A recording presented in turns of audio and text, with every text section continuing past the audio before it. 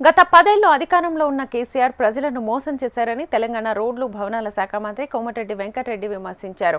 నిజామాబాద్ జిల్లా జుక్కల్ నియోజకవర్గంలో మంత్రి కోమటిరెడ్డి పర్యటించారు.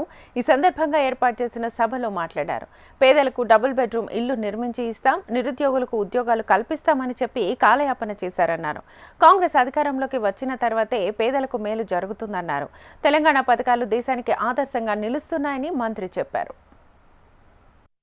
సోనియా గాంధీ మన్మోహన్ సింగ్ ఆధ్వర్యంలో ఉపాధి హామీ పెట్టినాం. ఆ రోజు 2 పూటలు అన్నం తినే విధంగా ఆ పేదవానికి ఇలా ఇల్లు కట్టించడమే కాదు, ఆత్మీయ భరోసా పేరు మీద 6,000 రూపాయలు కూడా ఇవ్వడం జరుగుతున్నది.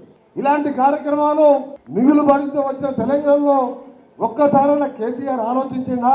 మీ ఊళ్ళల్లో అన్ని ఊళ్ళకే వచ్చిండు. ఏ ఊళ్ళలో ఒక్క డబుల్ బెడ్రూమ్ ఇల్లు కట్టినా మీ దగ్గర చెప్పాలా మీరే? అరే గట్టిగా వాళ్ళ ఆయన హరీష్ రావు గారు మీ జిల్లా మంత్రి పొద్దున్న లేస్తే ఇష్టం వచ్చినట్టు మాట్లాడతాడు. మీ దుక్కలకి వెళ్ళి అక్కడ ఇవ్వాలా సామాన్కు మీ పక్క కాన్సెన్సీ అయినది, మీ పక్క జిల్లానే. పొద్దున్న లేస్తే మన ప్రభుత్వం తిట్టుడే. అరే కాన్సెన్సీకి 5 లక్షల దగ్గర 3,500 ఇళ్ళు, వచ్చే సంవత్సరం మళ్ళీ 3,500 ఇళ్ళు, ఆఖరికి వచ్చే మా 4 సంవత్సరాల్లో ప్రతి ఒక్కరిని కూడా 5 లక్షలతో ఇందిరా ఇల్లు కట్టబోతుంటే అది ఓర్వలేదు.